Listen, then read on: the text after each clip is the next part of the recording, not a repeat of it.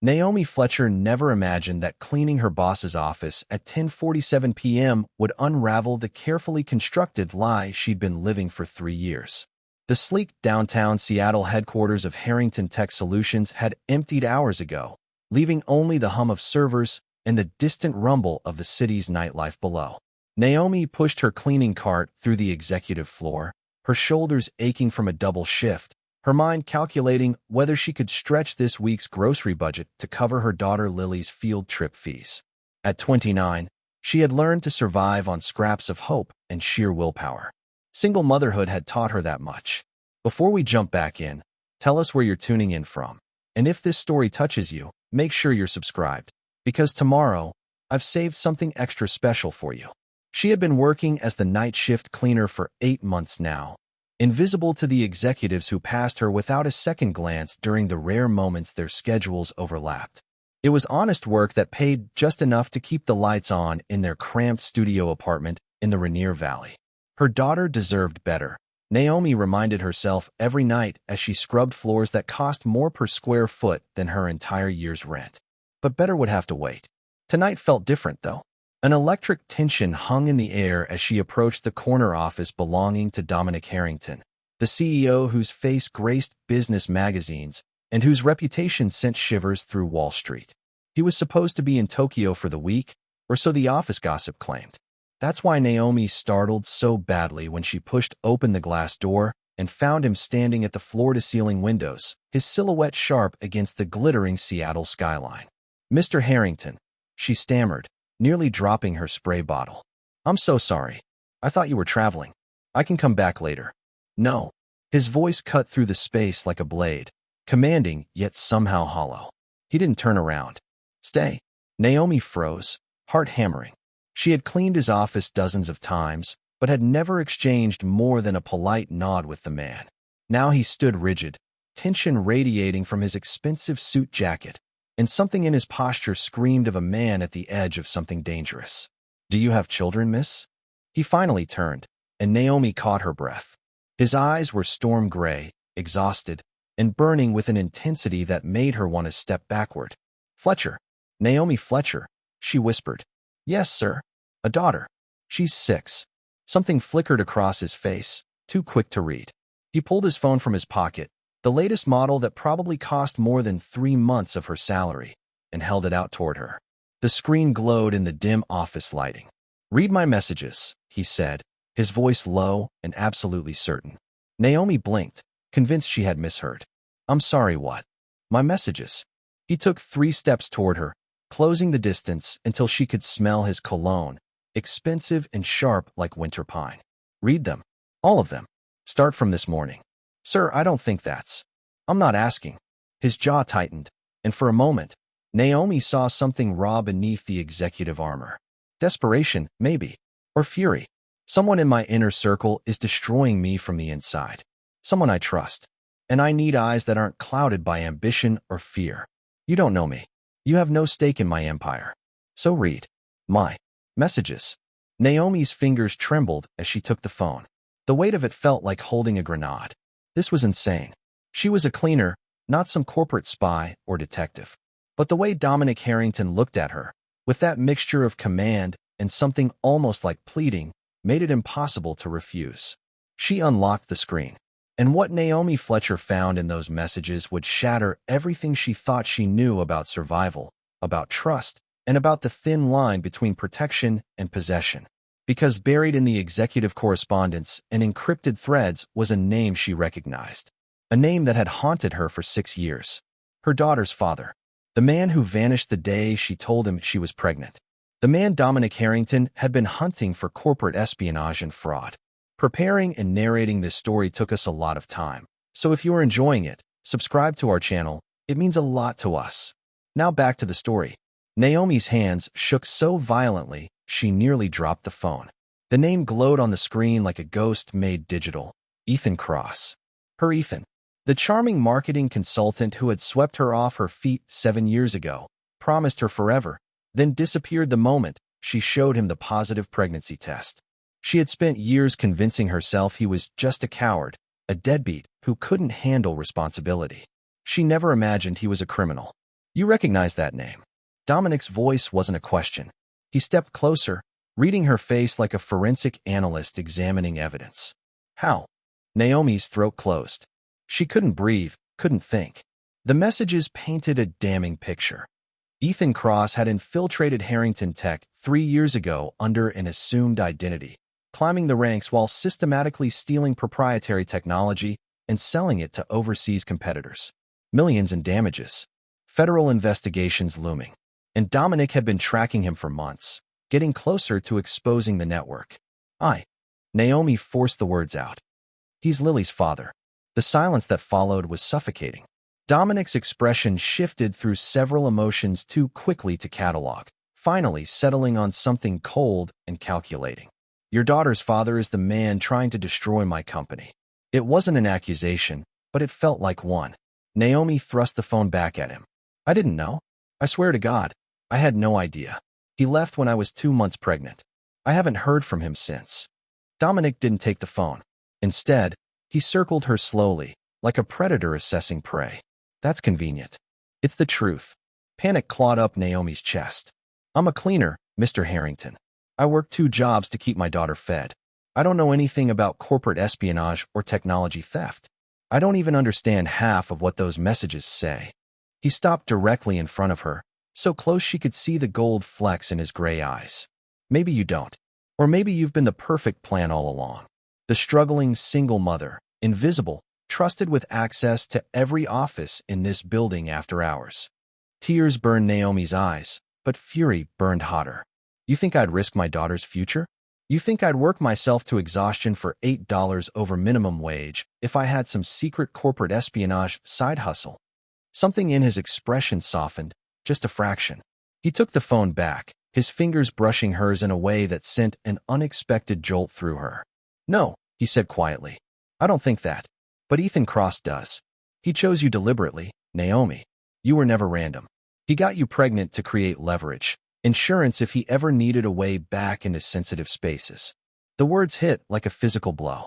Naomi staggered backward, her hip colliding with the cleaning cart. No, that's not. We were in love. He said.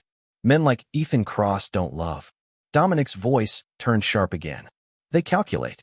And right now, you and your daughter are in danger whether you believe me or not. Before Naomi could respond, Dominic's phone buzzed with an incoming message. He glanced at the screen, and his jaw tightened. Without a word, he turned the phone toward her. The message was from an unknown number. Cute kid. Lily, right? Roosevelt Elementary, Mrs. Patterson's first-grade class. Would be a shame if something happened during recess. Attached was a photo taken that afternoon of Lily on the playground, her dark curls bouncing as she played on the swings, completely unaware she was being watched. Naomi's world tilted. She grabbed Dominic's arm to keep from collapsing, a guttural sound of pure terror escaping her throat. Oh God, that's my daughter. Someone was watching my daughter. Dominic's hand covered hers, steady and unervingly warm. Which is exactly why, as of this moment, you and Lily are under my protection. Pack a bag. I'm moving you both tonight. What? No, I can't just. This isn't a request, Naomi. His eyes burned with absolute certainty. Ethan knows I'm closing in. He'll use you to get to me, or he'll eliminate you to tie up loose ends. Either way, you don't survive if you stay in that apartment. Naomi wanted to argue, to assert her independence, to tell this arrogant billionaire that she'd been protecting her daughter alone for 6 years and didn't need his help. But the photo of Lily stared back at her from the screen, and every maternal instinct screamed that Dominic Harrington was right. Where are you taking us? She whispered. His hand tightened over hers. Somewhere Ethan Cross will never find you. From now on, you're mine to protect. The penthouse overlooked Elliott Bay with floor-to-ceiling windows that made Naomi feel like she was suspended in the sky. Lily slept in the guest bedroom, exhausted from the whirlwind of being pulled from their apartment at midnight by serious-looking security guards. Naomi stood in the sprawling living room, still wearing her cleaning uniform, feeling like an imposter in a world of marble countertops and original artwork. Dominic had disappeared into his office an hour ago, leaving her with 2 bodyguards stationed outside and instructions to make herself at home. As if that were possible when your entire life had been upended in a single night. She found him finally, bent over a laptop in a home office that rivaled most corporate boardrooms. He'd shed his suit jacket, his white dress shirt rolled up to reveal forearms that looked more like they belonged to someone who worked with their hands than pushed papers. He didn't look up when she entered. "I need to understand," Naomi said, her voice stronger than she felt. "Why me? If Ethan was using me as some kind of insurance policy, why wait 6 years to activate it?" Dominic's fingers stilled on the keyboard. He leaned back in his leather chair, studying her with that unnerving intensity. "Because 6 years ago, I wasn't close to catching him. Now I am. 3 days ago, I froze 17 offshore accounts tied to his operation. 2 days ago, federal agents raided a warehouse in Portland containing stolen prototypes. He's cornered, and cornered men do desperate things. That still doesn't explain why you told me to read your messages." Naomi crossed her arms, trying to ignore how vulnerable she felt in this pristine space. "You could have just warned me about the danger." For the first time, something like hesitation crossed his features. He stood, moving to the window with his back to her. 2 months ago, my sister died. Overdose, the official report said. But Amanda didn't use drugs. She was the only person I trusted completely, the only family I had left after our parents died. Naomi's anger softened despite herself. "I'm sorry. Don't be. Not yet." He turned, and the pain in his eyes was raw enough to make her chest ache. "Before she died, she told me someone in my inner circle was poisoning her. Literally. Small doses over months, making her seem unstable, paranoid. I didn't believe her. I thought the stress of the business was getting to her. And then she was gone, and I found encrypted files on her laptop pointing to Ethan Cross." The pieces started clicking together in Naomi's mind, each one more horrifying than the last. "You think he killed your sister? I know he did. And I know he has someone else inside my company helping him.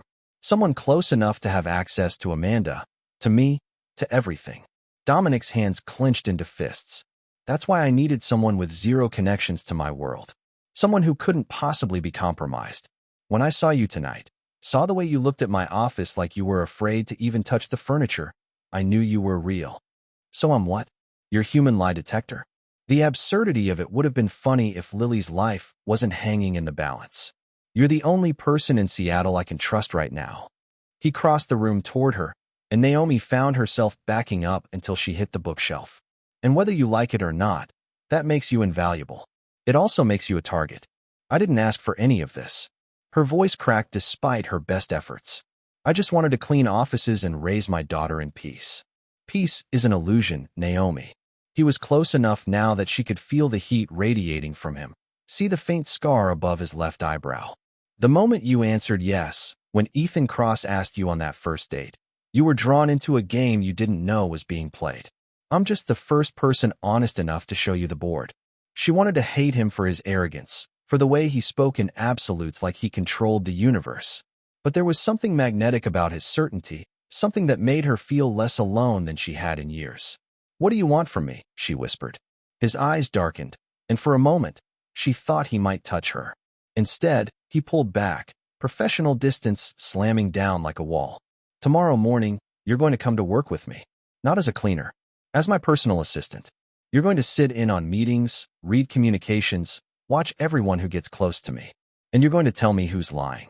I don't know how to be an assistant. You don't need to. You just need to be yourself.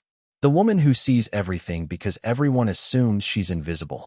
He moved back to his desk, dismissing her. "Get some sleep. Tomorrow changes everything." Naomi stood frozen for a moment longer, then turned and walked out. But as she checked on Lily and climbed into the guest bed in her cleaning uniform, she couldn't shake the feeling that Dominic Harrington was right. Tomorrow, everything would change, and she wasn't sure if that terrified or thrilled her. The Harrington Tech boardroom felt like a gladiatorial arena dressed in glass and steel. Naomi sat beside Dominic at the massive conference table, acutely aware of every eye dissecting her presence. She wore clothes from an emergency shopping trip that morning, a tailored navy dress that cost more than 2 months of her former salary, but she still felt like an imposter wrapped in expensive fabric.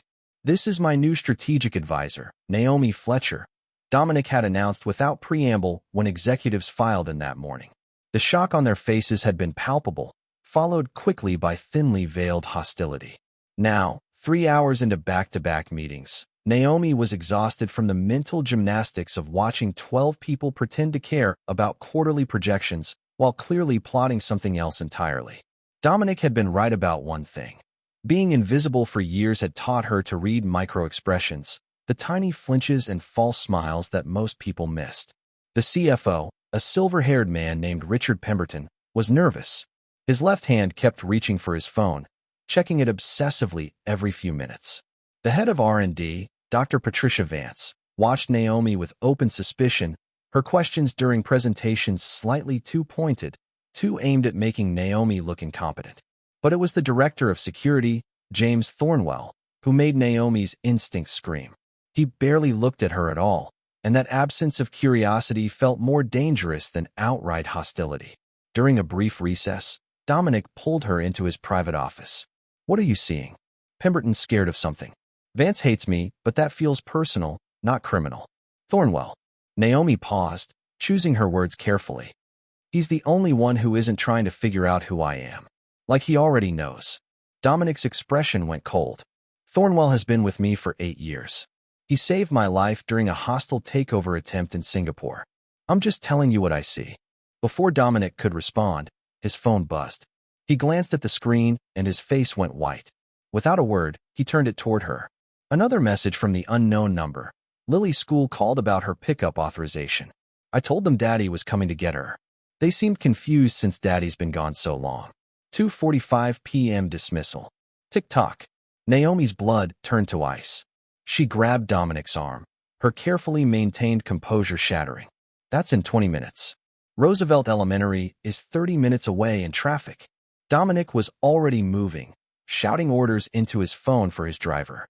But as they rushed toward the elevator, James Thornwell stepped into their path, his hand resting casually on his hip, where Naomi now noticed the subtle bulge of a concealed weapon. "Sir, we should talk about the security protocol for this situation," Thornwell said smoothly. "Taking you into a potentially hostile scenario without proper advance team deployment is. Get out of my way." Dominic's voice could have cut steel. "I can't let you compromise your safety based on what might be a bluff." That's when Naomi saw it. The microscopic glance Thornwell shot toward the stairwell exit. The way his thumb moved toward his phone. And she knew with absolute certainty that if they got into that elevator, they'd be trapped long enough for someone to get to Lily first. "Dominic, the stairs," she shouted, grabbing his hand and yanking him toward the emergency exit opposite the one Thornwell had glanced at. Thornwell's mask dropped for just a second, long enough for his hand to move toward his weapon. But Dominic was faster, slamming his fist into the security director's jaw with surprising force. Thornwell crumpled, and they were running, taking stairs 3 at a time, while Dominic barked into his phone for backup teams to converge on the school. They burst into the parking garage, and Dominic threw himself behind the wheel of his personal car, a sleek black Audi that roared to life like a caged animal released. Naomi barely had her seatbelt fastened before they were screaming out of the garage, weaving through Seattle traffic with terrifying precision. "He was going to kill us," Naomi gasped, her heart hammering against her ribs. "Your head of security was going to kill us. Ethan turned him somehow. Money, blackmail, doesn't matter now." Dominic's knuckles were white on the steering wheel, his jaw set with grim determination. "All that matters is getting to Lily first." They ran 2 red lights and cut across a bus lane, sirens wailing somewhere behind them, but Dominic didn't slow down. Naomi watched the clock on the dashboard tick toward 2:45, each second an eternity. When they finally screeched into the school parking lot at 2:47, her heart nearly stopped.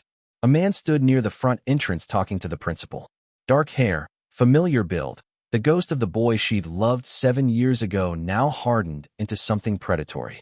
Ethan Cross turned as their car stopped, and the smile that spread across his face was poison-wrapped in charm. He had Lily's hand in his.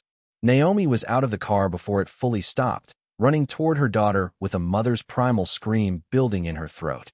But Ethan was faster, scooping Lily up and backing toward a dark SUV idling at the curb.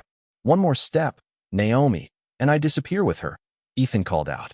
"You'll never find us. But there's another option. You give Dominic's phone to me, everything on it, and I leave Lily here safe and sound." Dominic appeared beside Naomi, his presence solid and unyielding. "You're surrounded, Cross. FBI is 30 seconds out. You'll never make it to that car. Then I guess we all lose.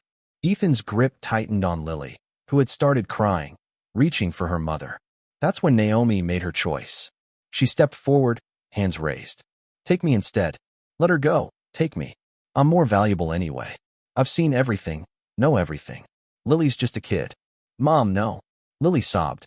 Ethan's eyes flickered with something that might have been regret in another life. But before he could respond, Dominic moved with shocking speed, his body slamming into Ethan's side, while simultaneously pulling Lily free.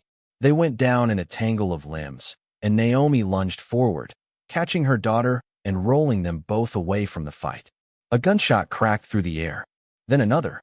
When Naomi looked up, Dominic was on the ground, blood spreading across his white shirt, but Ethan was face down, FBI agents swarming over him.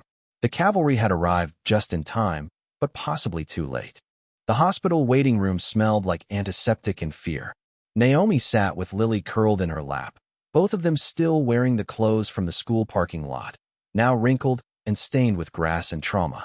FBI agents had questioned her for 2 hours while doctors worked on Dominic, their questions blurring together into white noise while her mind replayed the moment he'd thrown himself between Ethan's gun and her daughter.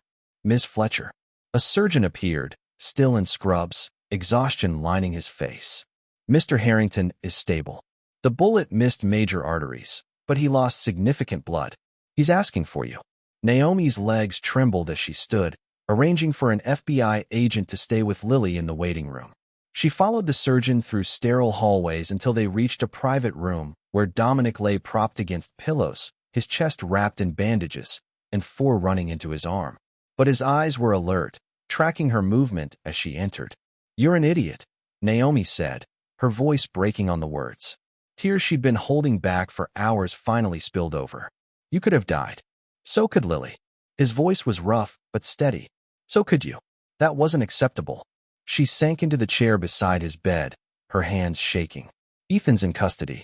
The FBI said James Thornwell is cooperating, giving them everything. Apparently, Ethan had evidence of Thornwell embezzling from the company years ago, used it to turn him. And there were others. 3 more people in your company working for Ethan's network. I know. The FBI briefed me 20 minutes ago. Dominic's hand reached for hers, his fingers warm despite the hospital chill. It's over, Naomi. The investigation, the danger, all of it. You and Lily are safe now. The words should have brought relief, but instead they opened a chasm of uncertainty in Naomi's chest. So what happens now? I go back to my studio apartment and my cleaning job, and you go back to your penthouse and your empire? We just pretend the last 3 days didn't happen? Something fierce flashed in Dominic's eyes. Is that what you want? I don't know what I want. She pulled her hand back, standing to pace the small room. 3 days ago, I was invisible. Nobody knew my name. Nobody cared if I existed. Now I've been shot at, questioned by the FBI, and I watched you nearly die protecting my daughter. I don't know how to go back to invisible after that. Then don't. Dominic tried to sit up straighter, wincing with the movement. The strategic advisor position wasn't just a cover, Naomi. You saw things in 3 hours that my executive team missed for months. You have instincts that can't be taught. Stay. Work for me. Real job, real salary, real career. Because you feel guilty? The words came out sharper than she intended. Because you think you owe me something for dragging me into your mess? Because you're brilliant, and I'd be an idiot to let you walk away. His voice dropped lower, more vulnerable. And because for the first time in 2 years, since Amanda died, I don't feel alone. You see me, Naomi. Not the CEO, not the billionaire, not the headline. You see the man who's tired of fighting shadows by himself. The confession hung between them, raw and honest in a way that stripped away all Naomi's defenses. She thought about the past 72 hours, the terror and chaos, but also the moments of unexpected connection. The way Dominic had listened when she spoke, valued her observations, trusted her instincts. The way he'd looked at Lily with protective tenderness before throwing himself in front of a bullet. I'm a single mom with a high school diploma and trust issues, she said quietly. Your world eats people like me for breakfast. My world tried to kill you and failed. A ghost of a smile touched his lips. I think you're tougher than you give yourself credit for. Before Naomi could respond, a soft knock interrupted them. A nurse poked her head in. "Sir, there's a little girl out here who's very worried about you. Says her name is Lily, and she made you a drawing." Dominic's expression softened in a way Naomi had never seen. "Send her in." Lily burst through the door, clutching a piece of hospital paper covered in crayon drawings of stick figures holding hands. She stopped short when she saw all the medical equipment, her eyes going wide. "Does it hurt really bad?" "Not so bad," Dominic assured her gently. "Come here, let me see what you drew." Lily approached cautiously, then climbed carefully onto the chair beside his bed to show him her artwork. "That's you, and that's my mom, and that's me. And we're all safe now because you're a superhero." Naomi watched her daughter, who had never known her father, lean against this wounded man with complete trust. Watched Dominic study the drawing with genuine interest, asking Lily questions about the colors she chose, making her giggle with his observations. And something in Naomi's chest that had been locked tight for 6 years began to crack open. When a nurse came to check Dominic's vitals and shoo them out so he could rest, Lily gave him a careful hug. "You're going to come visit us when you're better, right? Mom makes really good spaghetti." Dominic met Naomi's eyes over Lily's head, a question in his gaze. Naomi found herself nodding before she'd fully processed the decision. "I'd like that very much," Dominic told Lily. 2 months later, Naomi stood in her new office on the executive floor of Harrington Tech, reviewing security protocols with her small team. The title on her door read Director of Internal Affairs, a position Dominic had created specifically for her, overseeing company culture and threat assessment. She'd hired 3 other women from non-traditional backgrounds, building a team that saw what others missed because they'd spent years being overlooked themselves. Her phone buzzed with a text from Dominic. "Dinner tonight?" Lily requested I demonstrate my expertise in assembling the bicycle currently taking up half my living room. Naomi smiled, warmth spreading through her chest. They'd been taking it slow, building something real on the foundation of shared trauma and hard-won trust. He'd been patient with her fears, and she'd been patient with his tendency to try to solve every problem with money and power. They were learning each other, piece by piece. She texted back, "Only if you promise not to use your engineering degree to cheat. She needs to see you struggle like a normal person." His response came immediately. "I'm a CEO. I don't struggle. I delegate. But for Lily, I'll pretend to be confused by the instructions." That evening, Naomi stood in Dominic's penthouse kitchen while Lily's laughter rang out from the living room where Dominic was indeed struggling with bicycle assembly. She looked out at Elliott Bay, at the city lights beginning to twinkle in the dusk, and marveled at how completely her world had transformed. Dominic appeared in the doorway, a smudge of grease on his cheek, his hair disheveled. "Your daughter is a harsh taskmaster. She informed me that even moms can build bikes better than that. She's not wrong." Naomi crossed to him, reaching up to wipe the grease away with her thumb. His hand caught hers, holding it against his face. "Thank you," he said softly, "for trusting me, for staying, for letting me be part of this." "Thank you for seeing me," Naomi whispered back, "for making me believe I was worth seeing." He kissed her then, gentle and certain, tasting like promises and second chances. When they pulled apart, Lily was standing in the doorway with the assembled bicycle, looking impossibly proud. "I finished it myself," she announced. "Can we go ride it in the park?" Dominic laughed, the sound rich and genuine. "Absolutely. But first, your mom promised me spaghetti. I'm collecting on that promise." As they moved into the kitchen together, the 3 of them navigating the space with the comfortable chaos of a family still learning its rhythms, Naomi realized something profound.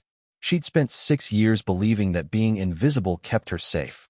But true safety, true belonging, only came when someone looked at you and chose to see everything, the scars and the strength, the fear and the courage. Dominic had handed her his phone and asked her to read his messages. But what he'd really done was hand her his trust, his vulnerability, his hidden wounded places. And in return, she'd given him the same. 3 days had changed everything. But the months that followed built something even more miraculous. A life neither of them had dared to imagine, constructed from honesty, hard-won faith, and the fierce determination of 2 people who'd learned that sometimes the most extraordinary love stories begin with the simplest act of being truly seen. Up next, you've got 2 more standout stories right on your screen. If this one hits the mark, you won't want to pass these up. Just click and check them out.